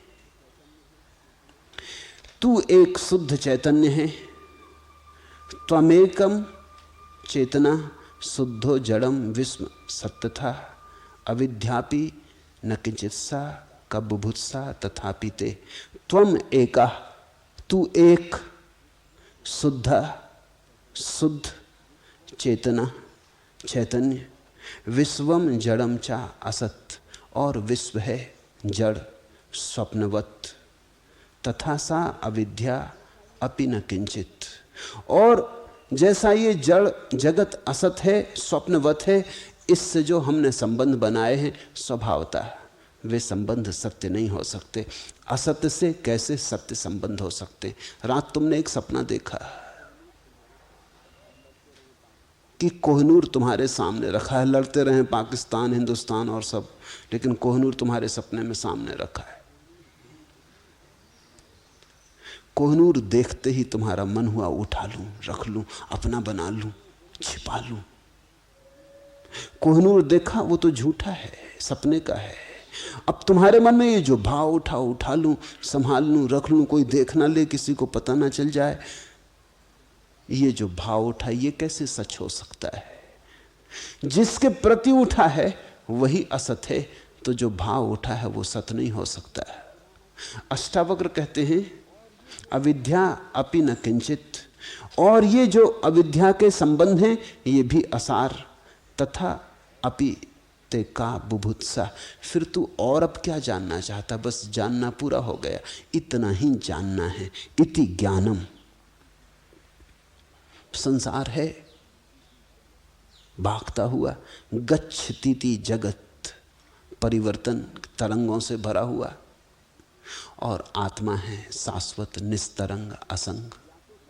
और दोनों के बीच में या तो संबंध हैं, तो संबंध सब झूठे हैं, अज्ञान के हैं, अविद्या के हैं। कोई कहता मेरा बेटा, कोई कहता मेरा पत्नी, कोई कहता मेरा मकान। मैंने सुना एक धनपति के मकान में आग लग गई, धू करके मकान जल रहा है, वो छाती पीट के रो रहा है, बड़ी भीड़ लग गई है। एक आदमी ने आके कहा तुम नाहक रो रहे हो, मुझे पक्का पता है तुम्हारे बेटे ने कल ही शाम ये मकान बेच दिया है। ऐसा सुनते ही धनपति एकदम प्रसन्न हो गया। उसने कहा सच, मुझे तो पता ही नहीं, बेटे ने कुछ खबर ना दी, बेटा दूसरे गांव गया है। मगर अब भी मकान जल रहा है, धू करके जल रहा है, और लपटें बड़ी हो गई, लेकिन अब आंसू सूख गए। वो बड़ा प्रसन्न है। तभी बेटा वापस आया भागा हुआ, और उसने कहा कि क्या खड़े हो, बात उठी थी बेचने की, लेकिन सौदा अभी हुआ नहीं था। फिर रोने लगा, फिर छाती पीटने लगा। अब फिर अपना मकान अभी वही का वही है, अब भी जल रहा है, लेकिन बीच में थोड़ी देर को मेरे का संबंध नहीं रहा था। थोड़ी देर को भी मेरे का संबंध छूट गया। सब स्थिति वही की वही थी, कुछ फर्क ना पड़ा था। ये आदमी वैसा का वैसा, ये मकान वैसा का वैसा। ये आदमी कोई बुद्ध नहीं हो गया था, ये बिल्कुल वैसे ही का वैसा आदमी, मकान भी जल रहा था। सिर्फ एक संबंध बीच से खो गया था, मेरा। बस उस संबंध के खो जाने से दुख खो गया। फिर संबंध लौट आया, फिर दुख हो गया।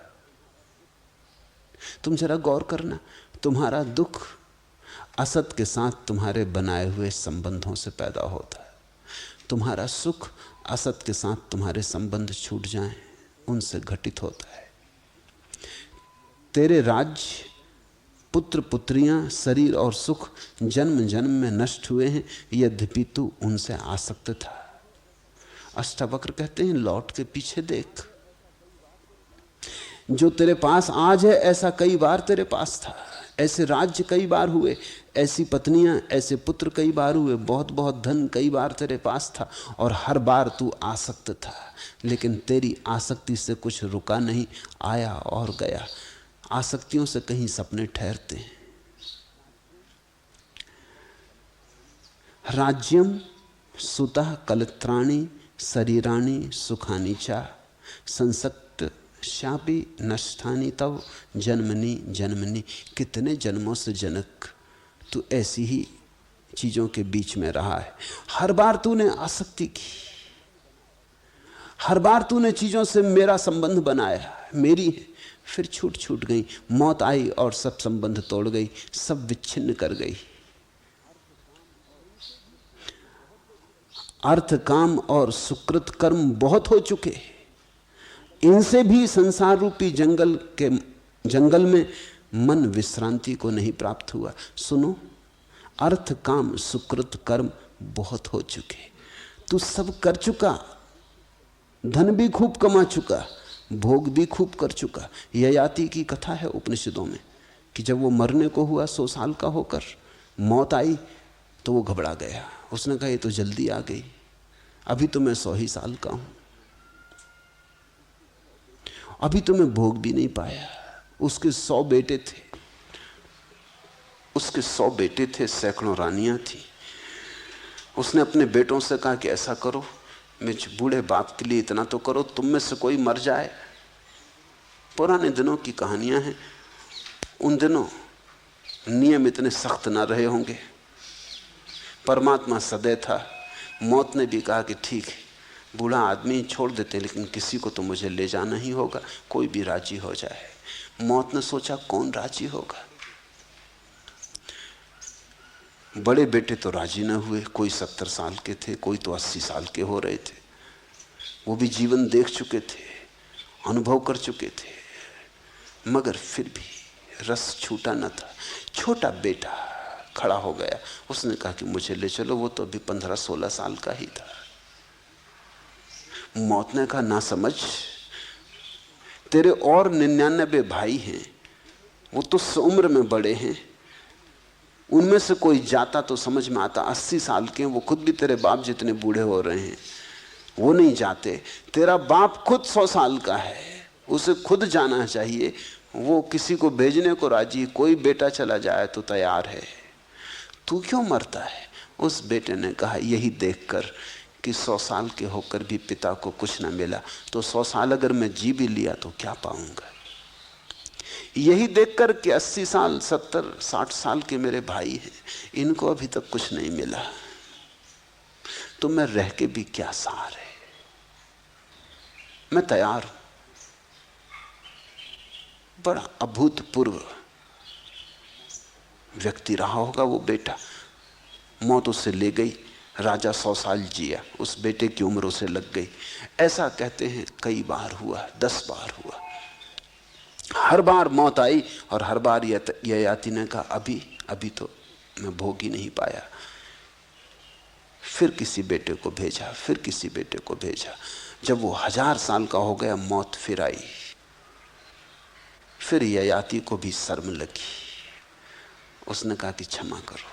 अब तो एक बात समझ में आ गई कि 1000 साल क्या 1 करोड़ साल भी जीऊं तो भी कुछ नहीं होगा, कुछ यहां होता ही नहीं, समय का कोई सवाल नहीं है, वासना भरती ही नहीं, दुष्पूर है। अष्टावक्र कहते जनक को, अर्थ काम सब तू कर चुका, और ऐसा ही नहीं, सुकृत कर्म भी बहुत हो चुके, शुभ कर्म भी तू बहुत कर चुका, पुण्य भी खूब कर चुका है। उनसे भी कुछ भी नहीं हुआ। इनसे भी संसार रूपी जंगल में मन विश्रांति को प्राप्त नहीं हुआ। न तो बुरे कर्म से विश्रांति मिलती, न अच्छे कर्म से विश्रांति मिलती। कर्म से विश्रांति मिलती ही नहीं, अकर्म से मिलती है। क्योंकि कर्म का तो अर्थ ही है अभी गति जारी है, भाग दौड़ जारी है, आपाधापी जारी है। अकर्म का अर्थ है बैठ गए, शांत हो गए, विराम में आ गए, पूर्ण विराम लगा दिया। अब सिर्फ साक्षी रहे, करता ना रहे।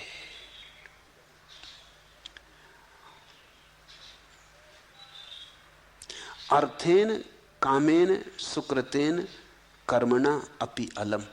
बहुत हो चुका, सब तू कर चुका, तथापि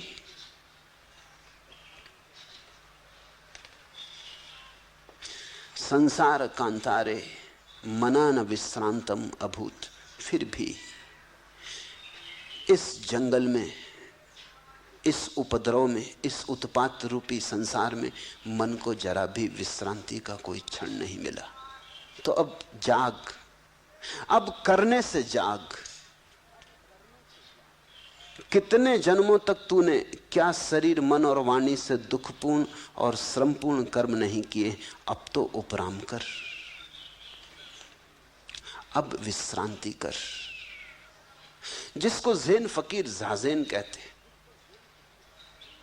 ज़ाज़ेन का अर्थ होता है बस बैठ रहना और देखते रहना। उपराम, ये ध्यान की परम परिभाषा है। ध्यान कोई कृत्य नहीं है, ध्यान का तुम्हारे करने से कुछ संबंध नहीं है। ध्यान का अर्थ है साक्षी भाव। जो हो रहा है उसे चुपचाप देखना, बिना किसी लगाव के, बिना किसी विरोध के, बिना किसी पक्षपात के, न इस तरफ न उस तरफ, निष्पक्ष, उदासीन, बस चुपचाप देखना। कृतम न कति जन्मानि कायेन मनसा गिरा, दुख माया सदम कर्म तत्तधा उपरम्यताम, तत् अध्यापि उपरम्यताम। अब तो उपराम कर, अब तो बैठ।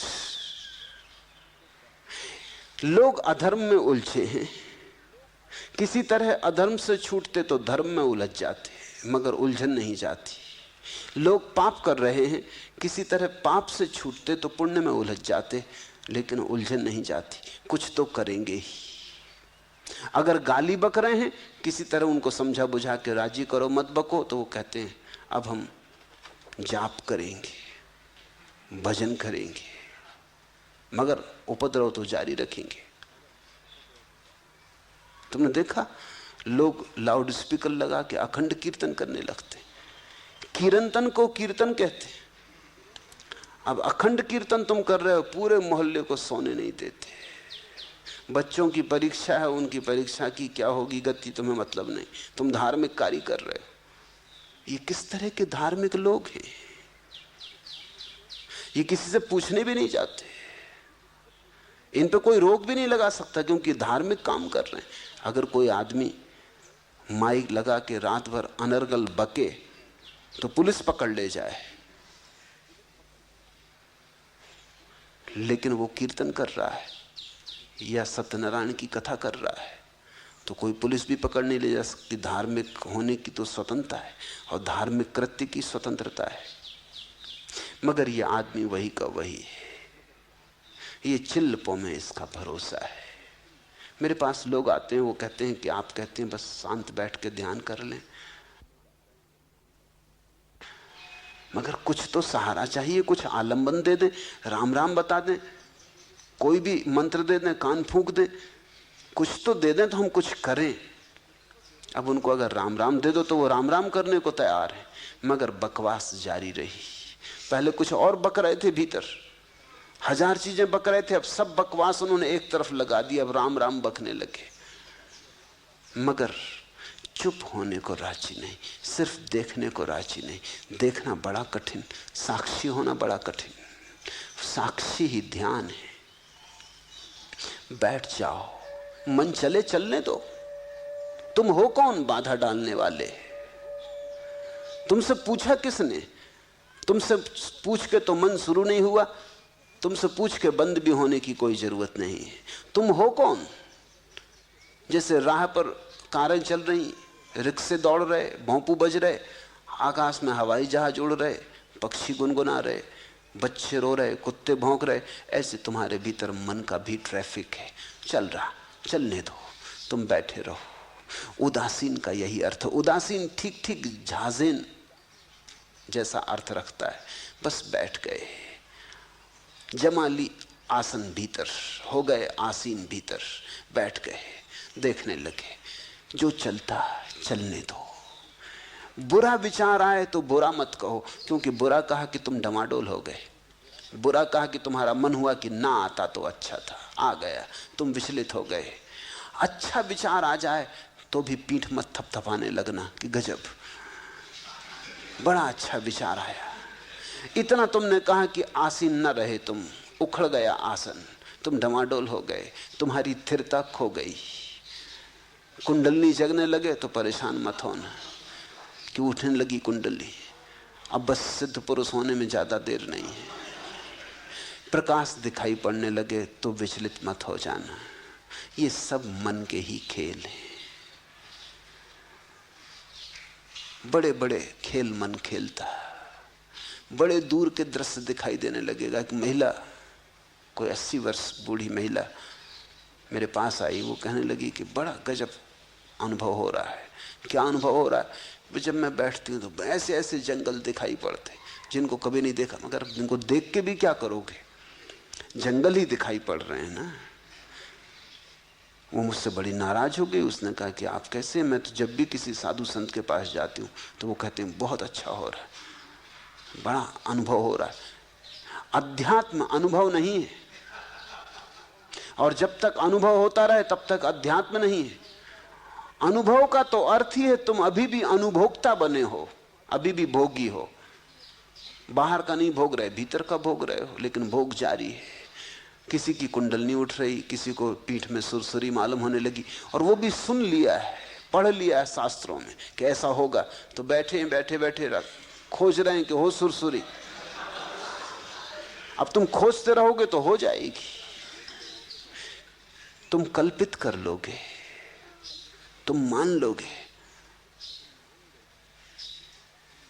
हो जाएगी। और जब हो जाएगी तो तुम बड़े प्रफुल्लित होने लगोगे। तुम प्रफुल्लित होने लगे कि गए, चूक गए, फिर ध्यान चूका।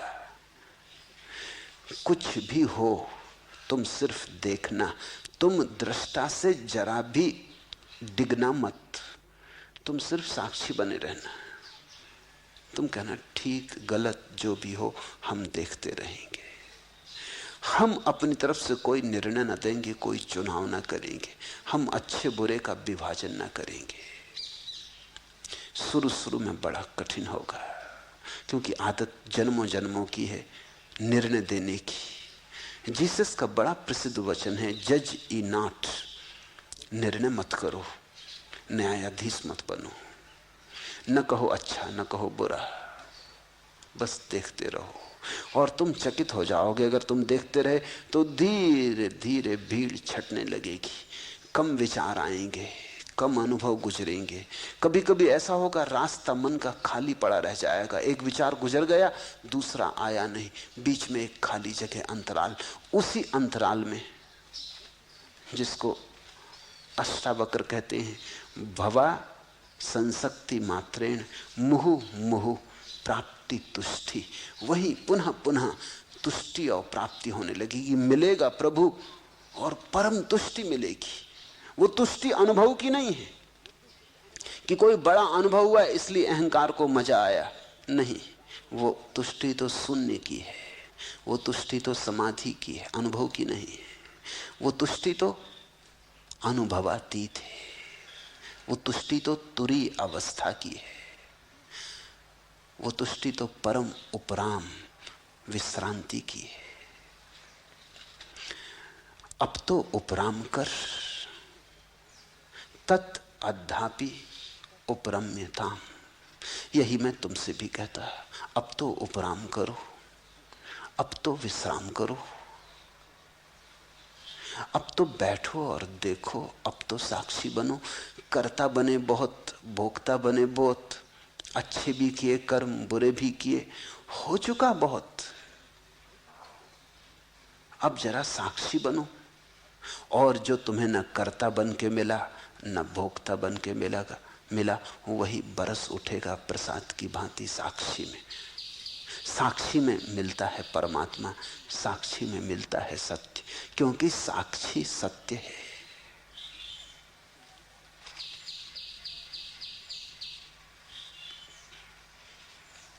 हरि ओम तत्सत। आज इतना ही।